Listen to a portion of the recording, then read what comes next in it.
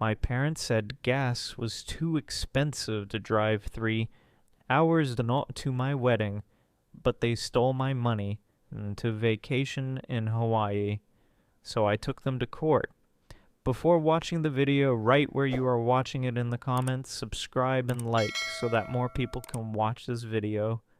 Enjoy. My name's Daniel, 30, male.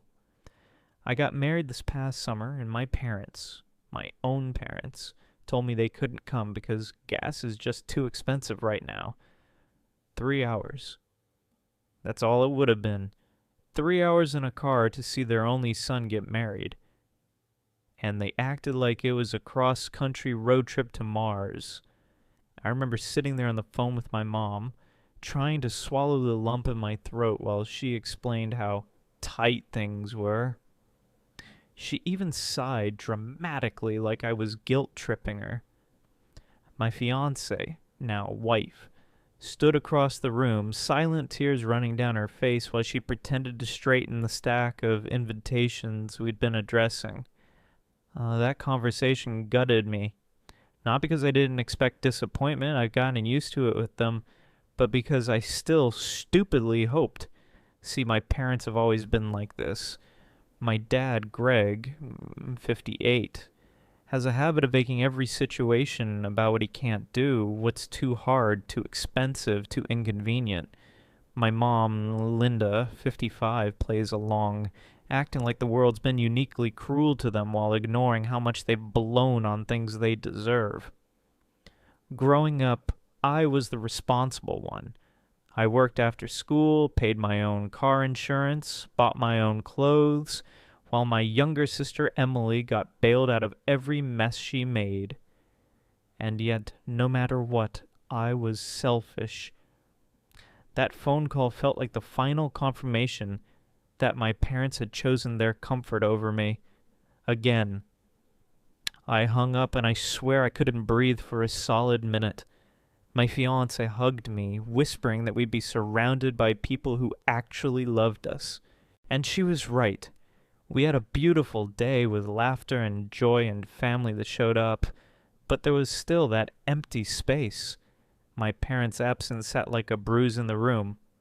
What I didn't know then, and what makes my blood boil even now, is that they weren't too broke for gas. They weren't home at all. They were on a beach in Hawaii, sipping Mai Tais with money that wasn't theirs. It was mine. Money I had worked for, saved, tucked away in an account they somehow thought I wouldn't notice, drained. A little here, a little there, months leading up to the wedding until suddenly thousands were gone. I wouldn't have even checked if it wasn't for the overdraft fee that hit the day after my honeymoon. That's how I found out. That's how the knife twisted. My parents couldn't drive 3 hours to my wedding because they were using my savings to fly 3,700 miles to paradise. And that's when I realized I wasn't just hurt. I was done. When I say I almost threw up staring at my online banking app, I mean it. Thousands gone. Transfers I didn't recognize, except the account numbers looked way too familiar. My parents had access because years ago, back in college, I added my mom as a just-in-case contact for emergencies. I'd forgotten. Stupid, I know. But I trusted her. And there it was. Withdrawals, some labeled as travel expense, others just lumped under vague transaction codes. At first, I thought maybe it was a mistake, a bank error. I even called the fraud line, but the woman on the phone politely confirmed, "Sir, these were authorized transfers from your account. They went into an account belonging to Linda Walker." I swear my ears buzzed so loud I couldn't even hear her next sentence. My mom. Not just borrowing, not asking, straight up stealing from the account I'd been saving for years, the one I told them was on my wedding cushion. I called her immediately. No answer. I called again, 5 times. Finally she picked up, her voice all sing-songy, background noise of crashing waves. "Oh, Danny, hi! We're just a little busy right now. Can I call you later? I almost dropped the phone. Busy? They were in Hawaii at that exact moment. The bastards hadn't just skipped my wedding. They skipped it to sit on a beach funded by me. Mom, where's my money? I asked, my voice shaking so hard I barely recognized it. There was a pause, then she sighed like I was nagging her. Don't be dramatic. We just borrowed a little. You make good money, you'll be fine. Your father and I needed a break. A break. As if their tropical getaway was equivalent to me working 60-hour weeks, putting money aside so my wife and I could actually start our lives without drowning in debt. When I pressed, she got defensive fast. You don't understand how hard things have been for us. We never get to treat ourselves. You'll get over it. Then she hung up. I just stood there in my kitchen, staring at the wall, my wife beside me whispering, "What did she say?" When I told her, she sat down at the table and started crying, not because of the money, we'd figure that out, but because it was so deliberate. They had chosen themselves over us. They'd stolen from me and laughed in my face about it. That night, Emily, my sister, called out of nowhere. So, Mom and Dad posted on Facebook. Did you know they're in Maui? Her voice was nervous. I told her everything, and she went dead quiet. Then she whispered, "Dan, this is bad. You know what Dad's like when you confront him. He's not going to apologize. He's going to explode." And I knew she was right, because Greg wasn't the calm type. He was the type to scream, throw things, and act like the victim until you were the one apologizing. But I wasn't a kid anymore. And this wasn't broken curfew or a dented car. This was theft. And for the first time in my life, I wasn't going to let it slide. I didn't sleep that night. I just sat at the kitchen table with my laptop open, scrolling through the bank statement again and again, the numbers like bruises on the screen. My wife tried to convince me to lie down, but I couldn't. Every time I closed my eyes, I saw Greg and Linda with drinks in their hands, smiling for vacation selfies while we sat here drowning. The next morning, I finally called Greg. He picked up on the second ring, his voice already sharp, like he'd been waiting for me. "What the hell are you calling for at 7 a.m.? I didn't waste time. "Dad, I know you took my money. I've got the transfers right in front of me. You missed my wedding for a damn vacation you stole from me." There was silence for a beat. Then his laugh, low and bitter. "Oh, grow up, Daniel. You think we owe you an apology for taking a little back after everything we've given you? You're ungrateful." I actually barked out a laugh because it was so absurd. Ungrateful? You didn't give me anything. I worked for that money. You skipped my wedding because gas was too expensive, while you were sitting on a beach in Maui with my savings. You don't get to spin this on me. That's when he snapped. His voice went full volume, so loud my wife heard it across the room. "You selfish little bastard. We raised you, fed you, clothed you, and this is how you talk to us. You've always been a burden, always taking, never giving. You think a few $1,000s makes you a man? We deserved that trip after everything we sacrificed." I could feel my pulse pounding in my neck. Sacrificed? You didn't even drive 3 hours to see me get married. Don't talk to me about sacrifice. That's when it happened. He slammed something on his end of the call so loud it cracked in the background. "You're done with this family, Daniel. You hear me? Done. You want to accuse us, embarrass us? Fine. Don't come crawling back when you need us. We'll tell everyone what kind of ungrateful son you are." He hung up before I could answer. 2 hours later, my phone started buzzing nonstop. Messages from relatives, an aunt, a cousin, saying they'd heard I attacked my parents, that I was trying to ruin them over vacation money. They'd twisted it into some pity story where I was the greedy son who couldn't let his parents enjoy themselves. My hands were shaking so badly I almost dropped my phone. They weren't just stealing, they were rewriting the whole story, dragging the family into it, painting me as the villain. That's when Emily called again, her voice low. Dan.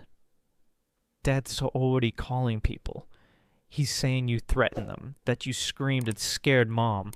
He's turning it into abuse. You need to be careful. My stomach dropped. It wasn't enough for them to rob me. Now they wanted to ruin my reputation, too. And that's when the thought first hit me. Maybe this isn't just a family fight anymore. Maybe this is something bigger, something legal. The lies spread fast. Within a week, I was getting side eyes at work from people who'd clearly heard something. A cousin DM'd me saying, "Why are you trying to bankrupt your parents over gas money?" Gas money. That's what Greg and Linda had boiled it down to. Not thousands stolen, not my wedding missed. Just me being a brat over gas money. I didn't even know how they'd spun it so fast, but my dad has always had that rage-fueled charisma. He can make people believe whatever version of reality he screams the loudest. My mom, meanwhile, perfects the poor me routine. Eyes watering, hand on her chest, voice trembling as she says, "Daniel's just so angry. We don't know what we did wrong." Then came the real humiliation. One of their Hawaii photos, my mom holding a pineapple drink with a flower tucked behind her ear, got posted by my aunt with the caption, "So glad Greg and Linda finally took time for themselves. They deserve it after everything they've done for their family." And the comments? A flood of well-deserved and "ignore the haters, you've earned this." I felt sick. My wife had to take my phone away because I was shaking so badly I couldn't stop scrolling. The final straw was the voicemail. Greg left it after I stopped picking up his calls. "You think you're going to shame us? Good luck. Everyone already knows what a selfish, angry kid you are. You've always been nothing but a disappointment. Don't bother showing your face at Christmas. You're not welcome." He sounded almost gleeful, like he'd already won. That night I sat in the living room with Emily on speakerphone. She was whispering because she still lives close to them and didn't want Dad overhearing. "Dan, they're telling people you screamed at Mom and threatened to cut them off financially. They're saying you're unstable. If you don't do something, their version's going to stick." I stared at the empty spot on our mantel where a wedding photo should have been, my parents' absence too big to frame. Something inside me hardened. "I'm not letting this slide," I told her. My voice cracked, but I meant it. "They want to play dirty? Fine! I'll get proof. I'll show everyone exactly what they did." My wife squeezed my hand so tight it almost hurt. "Then we do this right. No screaming matches, no giving them ammo. We go through the law." That was the moment it shifted. No more arguing, no more begging for the truth. I was done playing the family shame game. I was going to take my parents, the people who raised me, to court. I didn't post anything online at first. I wanted to. God, I wanted to blast every screenshot of those bank statements across Facebook with a caption that read, "Here's your saintly Greg and Linda, vacationing in Hawaii on money they stole from their son." But my wife reminded me that would only make me look like the unhinged one, the angry son throwing mud. So I kept my mouth shut. But I didn't stay quiet. I called a lawyer, a real one, not just some half-assed Google search. My buddy from college, Tyler, is now a paralegal, and when I told him what happened, his reaction was immediate. "Dan, that's theft. Flat out. You've got proof. Stop thinking of them as your parents and start thinking of them as defendants." That sentence stuck in my head. Defendants. We met with a lawyer the following week. I slid the folder across the table, printouts of every transfer, every date, every amount. She flipped through them with raised eyebrows. You're telling me your parents took nearly $14,000 from this account without your consent? Yes, I said, my voice steady for the first time in weeks. And then told everyone I was lying about it. She leaned back, steepling her fingers. You've got a case. Financial exploitation, possible fraud depending on how they access the account. If you want to move forward, we can. For the first time since this nightmare started, I felt like I could breathe. But Greg didn't make it easy. He found out about the lawyer almost instantly, probably from Emily, though not on purpose. And when he realized I was serious, he went nuclear. He showed up at my house. I'll never forget it. Saturday morning I was raking leaves in the yard when his truck screeched to a stop out front. He climbed out red-faced, already yelling, "You ungrateful little piece of trash! Taking your own parents to court! Do you know what that'll do to this family?" My neighbors peeked through their curtains while my wife ran out to stand beside me. Greg was shaking with rage, pointing at me like I'd murdered someone. After everything we've done, you're dragging us through the mud over pocket change. $14,000 isn't pocket change, I shot back. My hands were trembling, but I didn't back down. That's when he stormed up onto the porch and kicked over the flower pot my wife had planted last spring. Shattered it right there in the steps. She gasped, and something inside me snapped. You're not stepping foot in this house again, I said, my voice cold.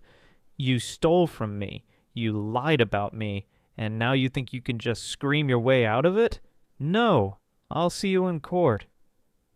For a second his face went pale.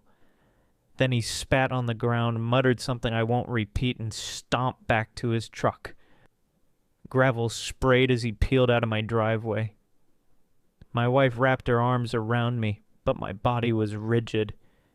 Because in that moment, I realized something crystal clear. This wasn't just about money anymore. This was about tearing off the mask Greg and Linda had worn my whole life and showing everyone exactly who they really were. And I was going to enjoy every second of it. Update. A lot of you said I should torch their whole life. Burn the house down, post the receipts, embarrass them into oblivion. And yeah, those comments made me laugh and cry at the same time. Some DMs told me to go scorched earth. Others offered legal contacts and spreadsheet screenshots of where to start. A guy named Marcus even DM'd a photo of a judge's chambers with "Call Me" written across it. My sister Emily texted, "Don't do anything stupid. Do it smart." I listened to the smart ones. But man, some of those hot takes were deliciously petty, and I file them away like little trophies to savor when the moment is right. After that ridiculous, necessary interlude, the fight turned official. I signed the retainer with the lawyer, her name is Marisol, and she moved faster than I could have expected. We filed a civil suit for conversion and theft, and because the transfers were so cleanly traceable and the amounts large, she advised filing a criminal complaint with the DA's office as well.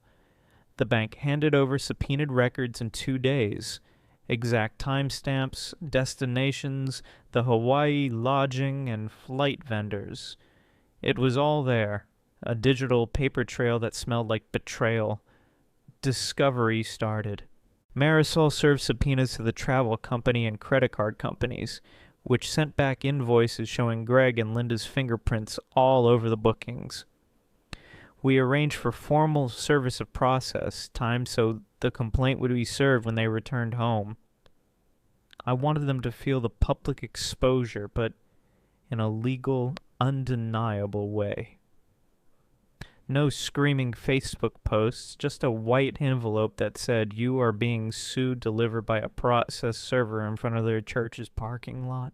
Sweet? Absolutely. Predictably, Greg didn't go quietly. Within 48 hours of the filing, his behavior escalated into physical chaos. He started showing up at my work site, yelling into my crew's faces about family loyalty, while a half-dozen coworkers shot me the kind of looks that make you want to crawl in a hole. Once, he followed me home and threw a rock through our porch light. Another night, I found slashed tires on my wife's car, one slow, telltale rip in the sidewall that screamed cheap, petty, and personal. I changed my route to work and started parking behind a neighbor's locked gate. My wife found a dead pineapple on our doorstep with a note, "Enjoyed ours. Aloha." It was infantile and chilling. Linda tried her own theater. She called the police twice, claiming I'd threatened her. Both times officers arrived, and thanks to the screenshots, bank printouts, and the timeline Marisol had helped compile, left shaking their heads and saying, "You've got evidence, son. Keep it all." The DA's office took our criminal complaint seriously once the travel invoices hit their inbox. They opened an inquiry to see if charges were warranted. Meanwhile, Greg weaponized family gossip. He dragged distant relatives to our front yard like props. People who hadn't been to my wedding were suddenly the choir for his version of events, telling neighbors I'd attacked him. That only made our evidence package cleaner. Eyewitness accounts of his outbursts, timestamps from his own Facebook rants, neighbors' security footage of him smashing the flower pot on my porch. He was giving us proof without even knowing it. That's the thing. By trying to make me look dangerous, by physically escalating, they handed me the threads I needed. I'd wanted legal clarity. Now the spiral of their reactions was building the case. The next hearing would be the first real test of whether the law and the neighborhood would see Greg and Linda as they were. Enraged, unstable, and increasingly exposed. Update. Y'all kept sending the wildest stuff. Some of you DM'd local attorneys, others posted screenshots of shady travel agencies that take payments in ways that disappear. One woman even sent a video from a Ring camera of my dad stomping past our porch 2 nights before the suit was filed. I hadn't even thought to ask neighbors for footage.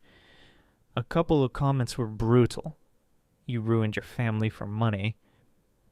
And I replayed that line like a broken record for days. But the DMs with practical help. Timelines, subpoena templates. A guy who said he'd testify about seeing Greg at my work site yelling, those were the ones I clung to. Emily texted me, "Don't do anything stupid, do it smart." I listened, but some of you were deliciously petty. One commenter suggested sending them a postcard from Maui that said, "Wish you were here." We are. In your money. I laughed until I cried. Then I packed the folder Marisol had made and drove to court. The courthouse smelled like coffee and stress. Greg and Linda arrived like they'd rehearsed sorrow into their faces. Linda's makeup was the kind that runs perfectly. The theatrical sobs, the clutching of a purse, like it contained the world's injustices. Greg wore the same angry swagger he always used when he wanted people on his side. He'd brought a small posse of relatives and some church elders who sat in the front row and fanned themselves with hymnals. Emily came in late, cheeks flushed, voice thin. She sat 2 rows behind them and avoided my eyes. Marisol opened like a trapdoor. She walked the DA through the bank records until the judge could see the timeline.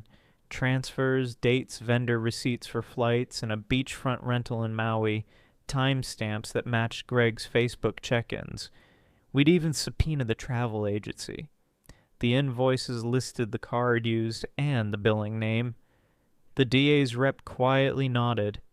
This wasn't a family dispute in the judge's eyes. It was theft with projection. That's when Greg tried the classic flip. He stood, hands shaking, and accused me of harassment. "He's been stalking us, calling and threatening, ruining my life." He looked like a man who believed his own story. He'd filed for an emergency protective order the day before to try to poison the judge's view. Marisol had already anticipated it. She handed the clerk a stack of police reports and timestamps proving Linda had called police and falsely claimed threats. The clerk's face went blank. Evidence matters, y'all. Performative grief doesn't. But the physical chaos came after the judge recessed for the morning. Greg followed me out into the lobby and started screaming so loud security had to intervene. He shoved a pamphlet display with enough force that brochures rained down like confetti. I remember the exact sound, plastic cracking against metal, his breath ragged with rage. He lunged. One security guard stepped between us, and Greg shoved him, then grabbed my shirt and shoved me. It was ugly and public and perfect for the case file. Court deputies hauled him into a holding room. Linda wailed that they were being persecuted. Photos were taken. Video was taken. Neighbors who had been called as witnesses sat in the hallway and watched, mouths open. Meanwhile, Emily messaged me from the bathroom, words that felt like a blade and a balm. "I'm so sorry. I was scared. I'll tell the truth when they ask me. He made me say things. I can't breathe, Dan." The relief hit me like a wave and then guilt washed over it. She'd been weaponized against me, and now she was coming back. By the time we left the courthouse, Greg had an assault charge pending and a public record of the meltdown. Linda had a pending false report complaint. The DA said they'd keep probing the travel invoices. Walking to the car, my hands were sticky with adrenaline. I'd wanted them in court to be held accountable. I hadn't expected the raw satisfaction of seeing them implode, while the law did its slow, steady work. But even as the legal boxes got checked, the emotional wounds widened. Emily's betrayal had cut deep, and Greg's violence had crossed a line that made this less about money and more about the kind of people they were. The judge read the verdict like a slow, patient curtain drop. I watched every syllable, my hands clenched so tight my knuckles ached. The civil court found Greg and Linda liable for conversion, the legal word for stealing someone's money, and ordered them to repay the $14,320 plus my legal fees. The DA offered Greg a plea to a reduced assault charge for the lobby shove and property damage if he agreed to probation or anger management and 200 hours of community service. Linda was charged with filing false police reports. She took a diversion program and had to publicly correct the record. It wasn't a movie-perfect climax. No one went to prison. Nobody screamed on the courthouse steps in slow motion. But it was real, and it mattered. What I didn't expect was how physically exposing the whole thing felt. Emily sat on the witness stand and answered questions in a voice that shook but stayed true.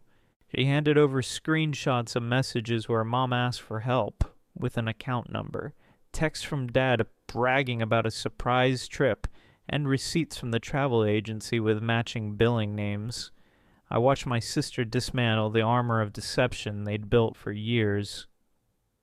"He made me say I didn't know," she admitted, then swallowed and said, "I knew. I was scared of him." It landed like a punch. I felt the old ache of her childhood betrayal, but also a weird, feral gratitude, because without her testimony, we wouldn't have cleared the legal bar. After court, Greg tried one last scene. He stood in the parking lot, voice raw, accusing me of destroying the family. I handed the clerk stamped judgment to his pastor instead. No shouting, no theatrics, just the legal paper that said, in black and white, they owed me money for what they'd done. Watching the pastor's face go white felt sweeter than any revenge I'd dreamed up at 2 a.m. It was quiet, cold justice. The repayment came slowly in ugly installments that took until 6 months later to complete. The bank put a lien on their timeshare after we proved the Hawaii charges clear from my account. The neighborhood watched. People who had once smiled at their vacation photos now cross-checked them against public filings. Reputation, it turns out, is fragile when facts are subpoenaed. I didn't get an apology worth keeping. Linda left one voicemail. Soft, practically a whimper, saying, "I'm sorry you felt hurt." Greg never said "I'm sorry" at all, but there were other fixes. My wife and I closed the old account, set up protections, and replaced the empty spot on our mantle with a picture of our wedding day taken by friends who showed up and loved us. It felt like reclaiming space. Emily and I have kept a cautious, complicated truce. She comes by sometimes, brings coffee, looks at our daughter. My niece, who now calls me Uncle Dan, like it's the most natural thing. We're stitching things back together, but the scar is honest and visible. People in the comments wanted dramatic, cinematic revenge. Slash tires, public shaming, viral posts. I got something quieter. The law to do its slow, boring work, and the steady, humiliating unspooling of my parents' lies. Watching the judge sign the paper that made them accountable was my vindication. It didn't fill the void left by their absence at my wedding, and it didn't restore years of being the ungrateful son in family narratives, but it made the truth impossible to gaslight away. Sometimes at night I catch my wife folding our wedding program and humming. We joke about splurging on a dinner that actually matters next anniversary, with people who showed up. The money we got back helped with that at least. Justice was not cinematic. It was paperwork, restitution checks, and the slow unearthing of truth. But when the dust settled, I could finally breathe without tasting bile. That more than anything felt like a miracle.